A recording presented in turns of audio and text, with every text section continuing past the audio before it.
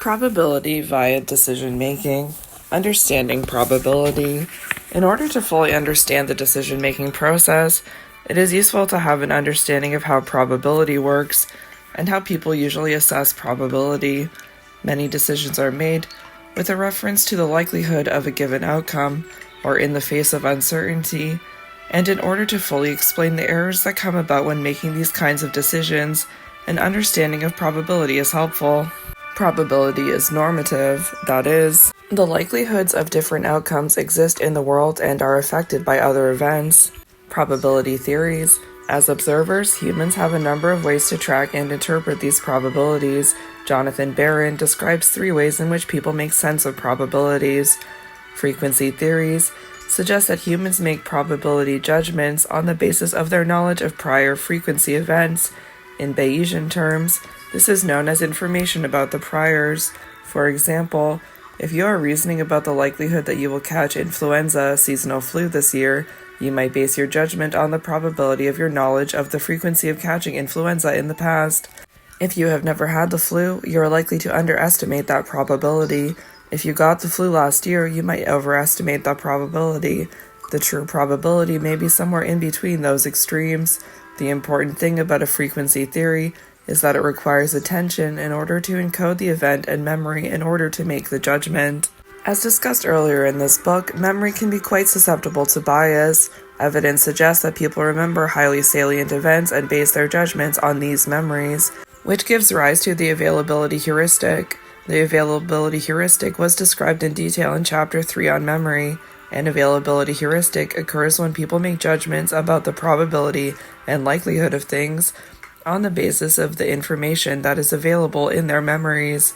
This can lead to a bias if low-frequency information has a strong memory representation because of its salience or recency.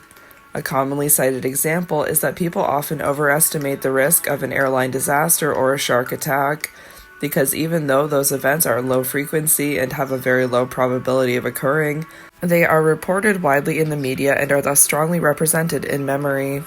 People can use logical theories as well. Use of a logical theory requires knowledge of the actual probability of a given event and knowledge of the actual likelihood. In practice, this is very difficult because probabilities are affected by many factors. However, people can make use of logical theories for what are known as exchangeable events. An exchangeable event is one for which the probability is known and not affected by surface variation. Standard playing cards are an example of exchangeable events. The probability of drawing an ace of clubs from a standard deck of cards is the same for all standard decks, and it is the same for all people. The probability is thus completely exchangeable because it is not affected by these environmental factors. Furthermore, it is not affected by frequency and availability. The likelihood of drawing an ace from a standard deck is the same whether or not you have drawn aces in the past. Even if you have never drawn an ace of clubs from a deck of cards, the probability does not change as a function of your personal memory for the frequency. Barron points out that purely exchangeable events are difficult and nearly impossible to find, and even on those occasions when truly exchangeable events are being considered, they may be subject to personal and cognitive biases. For example, if you draw many aces in a row or no aces, you may experience a shift in expectations as a result of the conflict between your logical probability knowledge and the knowledge gleaned from your own frequency theory. Barron also suggests that people make use of personal theories as well. Personal theories can contain information about event frequency and information about logical probability, but can also contain additional information. Specifically, personal theories contain information about context, expert knowledge, what should happen, and what you want to happen. The personal view is very flexible because it takes into account the personal beliefs and understandings of the decision maker. These beliefs can differ among and between people as a function of personal knowledge, and so two people can reasonably be expected to differ in their assessments of probability. Experts and novices would be expected to differ as well. For example, a naive medical diagnosis made via consultation with a medical website can differ significantly from a diagnosis made by an experienced physician because the physician has specialized knowledge and diagnostic experience. On the other hand, One of the shortcomings of the personal view is that it assumes people make use of idiosyncratic and irrational information as well. Beliefs about luck, fate, and divine intervention can affect our personal theories of probability. These can be difficult to evaluate objectively, but still affect people's decisions. How to calculate probability? At its most basic, probability is described as the likelihood of some event occurring in the long run. If something can never happen, the probability is 0. If something always happens, the probability of occurrence is 1. Most probabilities are therefore somewhere in between 0 and 1. An event with a 0.25 probability of occurrence suggests that on 25% of possible occurrences that event will occur, and on 75% of possible occurrences that event will not occur. That's not correct. It's only in the long run, so it can be 10,000 trials before it evens out like that. So no, not really. Probability can also be described as the odds of occurrence, such as 1 out of 4. In this chapter, I will use values between 0 and 1 for simplicity. To calculate the probability of occurrence according to the simplest logical theories, the number of desired outcomes is divided by the number of possible outcomes. For a simple coin toss, the number of possible outcomes is 2, heads or tails, so the probability of getting heads on one coin toss is 1 divided by 2, which equals 0.5. This corresponds with our intuitions that a fair coin has a 0.5 probability of heads and a 0.5 probability of tails on any toss. Practically, this means that if you toss the coin several times in a row, you tend to expect some heads and some tails. You don't expect it always to be an even distribution of heads and tails, but you expect that over many tosses, or an infinite number of tosses, the frequency of heads and tails should balance. Other exchangeable events are calculated in much the same way. The probability of rolling a 6 on a regular die is calculated by taking 1 over 6. That is one desired outcome divided by 6 possible outcomes. In this case, the probability of rolling a 6 is 0.167. The probability of rolling a number less than 4 on the same regular die is calculated by taking the 3 desired outcomes, 1, 2, and 3, and dividing it by the 6 possible outcomes. Thus, the probability is 3 out of 6, which equals 0.5. Just as in the case with the coin toss, we assume that it is a fair die. We also assume that these probabilities hold up over the long run, but allow for variation in small numbers of samples. 9.1 Example in practice. Calculating the probability of occurrence in coin tosses and other exchangeable events assumes that those events are random. For most practical purposes, they are random, but true randomness is exceedingly difficult to achieve. Even most computer algorithms that generate random numbers can be shown to have a bias. An interesting website is random.org. The algorithms at random.org listen to atmospheric noise to generate random sequences. This can be used to generate sequences of random numbers, random card draws, coin flips, and a variety of things. It is worth investigating just to find out about true randomness, and it can be a useful resource for anyone who needs random data. Independent probabilities. Now just a reminder, independent events means that the probability of one event does not influence the probability of the other event. When calculating the probability of multiple events, the individual probabilities can either be multiplied or added. Figure 9.1 illustrates this.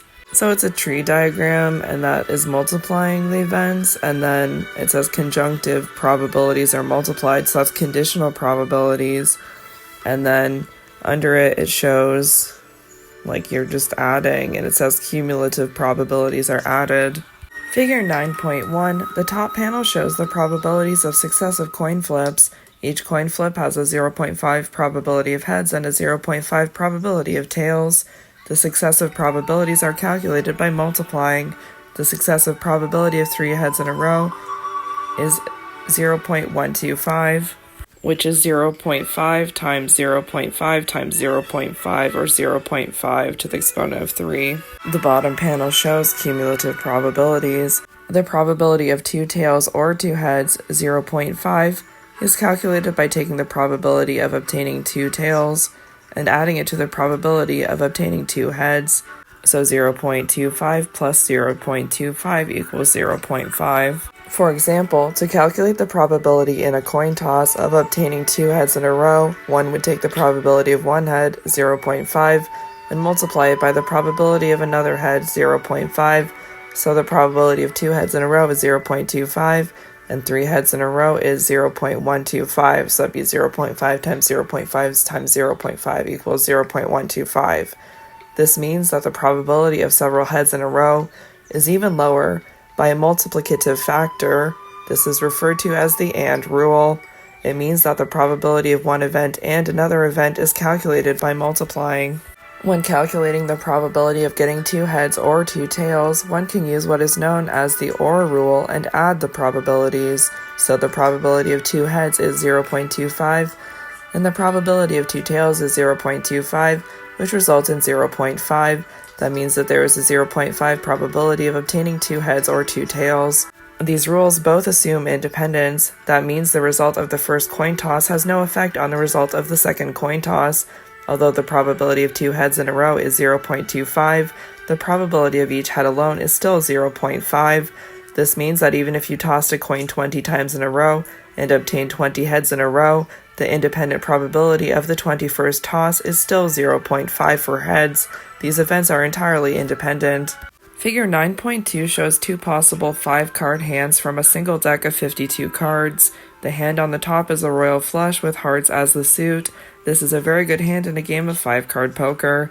The hand on the bottom shows 3 2s, which is a workable hand but not a particularly strong one.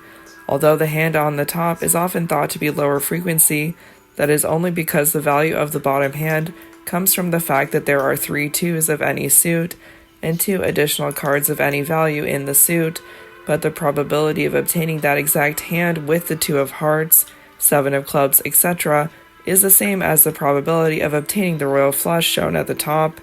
To calculate the probability of 5 specific and unique cards being drawn from a deck of 52, one would calculate the probability of the first card as 1 out of 52, the second card as 1 out of 51, the third card as 1 out of 50, the fourth card as 1 out of 49, and the final card as 1 out of 48. This is because as one card is drawn, the possible cards left are reduced in number. The individual probabilities are multiplied such that the actual probability of obtaining each of these hands is 1 out of 311875200. Figure 9.2, shown are 2 hypothetical hands from a standard deck. The top hand is a royal flush, the bottom hand is 3 2s. Although the top hand is more valuable in poker, both hands have the same probability of occurring. If one takes into account the exact unique cards shown, differential probabilities of poker hands arise because a hearts royal flush has only one way of occurring, whereas 3 2s has several ways of occurring. And also, like the other 2 cards don't matter. A royal flush has the same likelihood as any draw of 5 specific cards. Effects of independence. Confusing an event's independence with what we believe to be representative of randomness is known as the gambler's fallacy. The gambler's fallacy will be discussed in greater detail later in the chapter, but let's look at one example. Sometimes the gambler's fallacy arises from the representativeness heuristic. Suppose you flip a coin 10 times and each time you record if it's heads or tails. Now consider the 3 following sequences of head, H, and tails, T, that could result from the 10 coin flips. So example 1 is pretty even interspersion of heads and tails. Example 2 is exactly heads, tails, heads, tails, heads, tails. And example 3 is all heads. Although all 3 sequences are equally likely, many people would regard example 1 as being the most representative of randomness, and example 3 to be not very representative of randomness. If asked which of the 3 was most likely to occur, people would likely choose example 1. So that's the one where the heads and tails are pretty evenly interspersed, but it's not like heads, tails, heads, tails. And example 3 to be not very representative of randomness, so that's the one that's heads, heads, heads, heads, heads. If asked which of the 3 was most likely to occur, most people would likely choose example 1. But what would happen if you were asked to bet on the outcome of the next coin flip? That is, what would you expect the 11th coin flip to be? If you're like most people, you would probably have no preference for example 1, 50-50 heads or tails, and you might not even have a strong feeling about example 2. But if asked to gamble on the next coin flip for example 3, you might strongly expect there to be a tails. After 10 heads, a tail seems due to come up. This is an example of the gambler's fallacy. This is a systematic overestimation of the probability of tails on the 11th coin toss after a sequence of 10 heads. Because the coin toss is known to have a normative probability of 0.5 heads and 0.5 tails, A sequence of 10 heads seems unnatural and non-random, even though it is a random occurrence. Streaks are a characteristic of randomness. If people estimate the probability of obtaining tails on the 11th flip is greater than 0.5, they are falling prey to this gambler's fallacy. It is a difficult fallacy to overcome. Even if you know that the coin toss is independent and always has a 0.5 probability of coming up heads and a 0.5 probability of coming up tails, most of us would feel very strongly that the tails toss is due after 10 heads in a row. It is fairly easy to see how independence and the multiplication rule work for simple events like coin tosses, but these effects become stronger in more complicated and semantically rich examples. In many cases, subjects are shown to ignore conjunctions and judge probabilities incorrectly. A frequently cited example comes from Kahneman and Tversky, 1983. Subjects were shown a description of a person and were then asked to indicate the probability that the person belonged to one or more groups. The most well-known example is the Linda example. Linda is 31 years old, outspoken and bright. She majored in philosophy, and as a student she was concerned with issues of social justice and discrimination. She also participated in many demonstrations. After reading the description, subjects were then asked to rate the likelihood that Linda was a member of several groups. Crucially, they were asked to rate the likelihood that she was a member of the feminist movement, a bank teller, or a bank teller and feminist. Subjects rated the likelihood that she was a feminist as being high because the description fits a stereotype or category of feminist. They also rated the likelihood that she was a bank teller as relatively low. There is no reason why Linda cannot be a bank teller, but there is nothing in her description that is strongly indicative of bank teller either. Furthermore, a bank teller is a broad category with less clear attributes. The key result is that subjects rated the likelihood that she was a bank teller and feminist as being greater than the likelihood that she was a bank teller alone. Logically, it's not possible for the likelihood of a conjunction of two categories to be higher than the likelihood of any one of the single categories. In this case, the strong semantic connection between this description and a stereotype of the feminist movement causes this error to occur. Subjects ignore the conjunction and focus on the fact that Linda is representative of being a feminist. In other words, the representativeness heuristic is stronger than our sense of logical probability. This example has been criticized for being unrealistic. It has been questioned whether or not this effect was truly a bias and a cognitive error. Gerd, Gigerenzer, and others have argued that the framing of this example prompts a salience for the feminist category. In other words, people do indeed rely on representativeness, but this might be more appropriately construed as a functional heuristic rather than a source of error. Cumulative risks. People also make errors in how they apply the adding rule to cumulative risks. As an example, imagine the likelihood of having a car accident while driving to work. On any given day, the probability is quite low, but over several years of driving daily, the cumulative risks increase. This is because the cumulative risks in this case are calculated via the OR rule. To calculate the cumulative risks of being in a car accident on any day out of several years' worth of driving, you would essentially be adding the probability of the accident today with the probability of an accident tomorrow with the probability of an accident the day after that. A very small risk of an accident on any one given day adds up to a larger cumulative risk over the long run. Calculating probability over the long run, whether it is a normative value or a cumulative risk, is often difficult for people. In many ways, it is counterintuitive to make judgments about things that happen in the long run. In the long run, a coin may have a 0.5 probability of coming up heads, but this assumes an infinite number of coin flips. A large number of coin flips will tend to balance out, but a small number may not. The problem arises when we make decisions to maximize short-term gains rather than long-term probabilities. From an evolutionary standpoint, this makes sense. Short-term probabilities have some advantages. An organism needs to eat today. It may not be able to consider what is going to happen 2 months in the future, 2 years in the future, or 2 decades in the future. As another example, consider the decision that many people make to send or receive a text message from their smartphone while driving. Clearly, most people know that this is a distraction. It is well established that using a smartphone while driving can increase the risk of having an accident. In addition, many jurisdictions encourage steep fines for drivers who are caught using their phones while driving. Given that the risk is known and the fines are steep, it is surprising and discouraging that people still engage with their smartphones while driving. One possibility is that people do not truly understand the cumulative risk. This is especially true if drivers are basing their decisions on a frequency theory.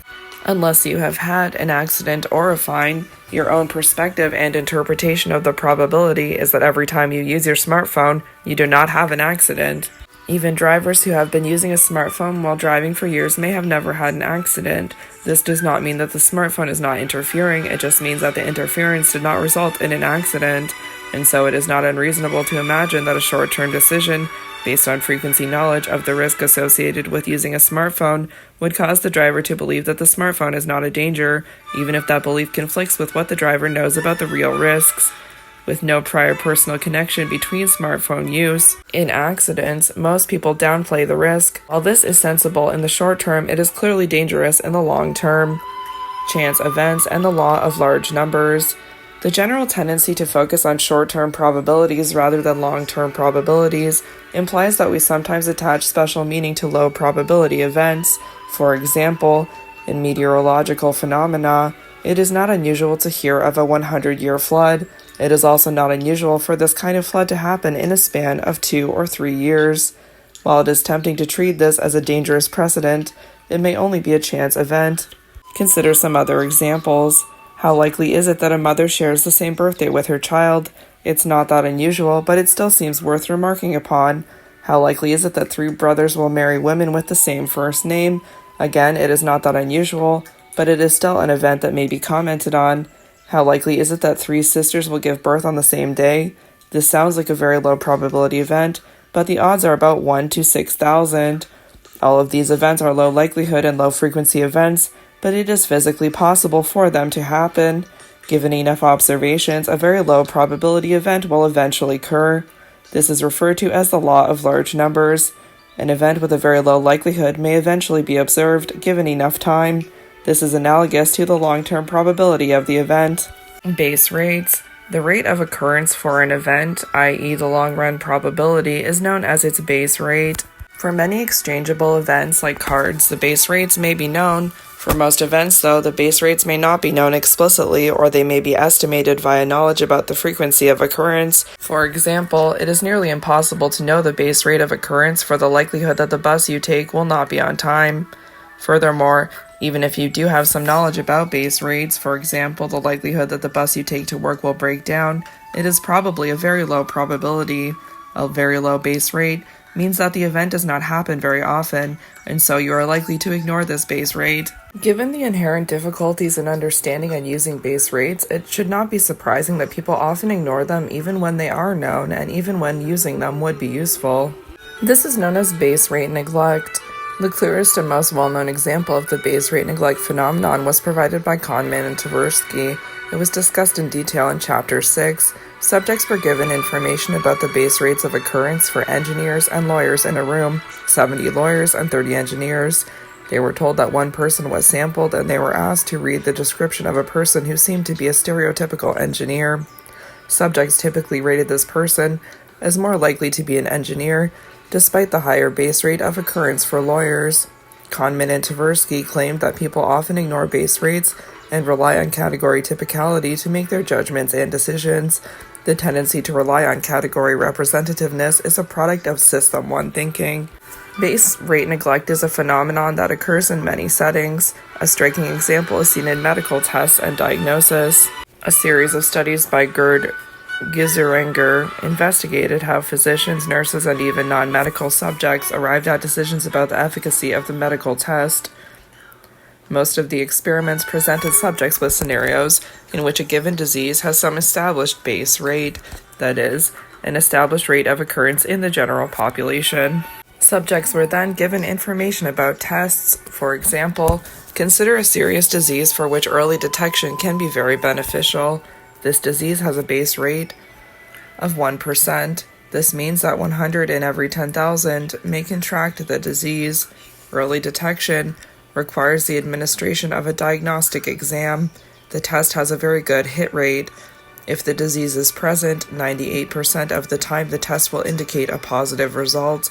If the disease is not present, only 1% of the time will the test indicate a positive result. In other words, the test has a high hit rate and a very low false positive rate. On the surface, This would appear to be a strong test that can reliably distinguish people who have the disease from those who not. Given this information, and given a positive test result, how would you rate the likelihood of a patient actually having the disease? In order to understand how to arrive at this decision, it is necessary to explain first how to calculate this probability. Figure 9.3 shows a table with 4 probability cells. The top row shows the values A and B for when the test result is positive. The second row shows the values C and D for when the test result is negative. In order to calculate the probability of the disease actually being present given a positive result, so this is conditional probability, we need to take the value in cell A and divide it by the values of cell A and cell B. This is shown in the figure with the equation. So the probability of the disease given a positive result is equal to A divided by A plus B. And that makes sense using this contingency table. Figure 9.3, this table shows the 4 cells needed in order to calculate the probability of a disease given the positive result on a test. This probability is calculated by taking the total number in the cell A and dividing it by the total number in cells A and B. Figure 9.4 shows the same table with values inserted according to the parameters of the problem. The 1% base rate, remember, assumes that 100 in every 10,000, or if you're a normal person, you would just say 1 in 100. In the disease present column, 98 of those 100 people with the disease will show up as a positive test result. 2 of those people will show up as a negative test result.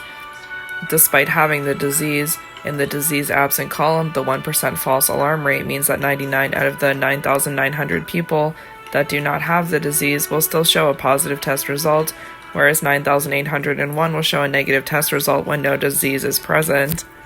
Figure 9.4, assuming a base rate of 1%, which works out to be 100 in every 10,000, the probability of a person having the disease given a positive test result is 0.49. Even a very good diagnostic test can result in a low conditional probability if the base rate is low. The critical information that is often ignored is the number of people with false positives. Although the false positive rate is low, the base rate is low as well. That means that most people actually don't have the disease. If even a small percentage of those people without the disease show a false positive, the absolute number of false positive cases is higher than desirable. Using the formula described earlier, as shown on the figure, we calculate the probability of the disease given a positive test result as 0.49. In other words, despite a test with a very high hit rate and a very low false alarm rate, a low base rate results in a low probability of the person with a positive test actually having the disease. In many of Gergerenzer's studies, even experienced physicians overestimated the probability of a positive test result, indicating the actual presence of a disease. This raises an interesting question. If even physicians make this error, how do they keep from letting this error affect their decisions in real clinical settings? One way is to take steps to reduce the base rate so that a positive result on a test is more diagnostic. This is done by only ordering tests for individuals who are more likely to have the disease. In other words, you don't order a cancer screening test for everyone, but you do order one for people showing symptoms or in high-risk groups.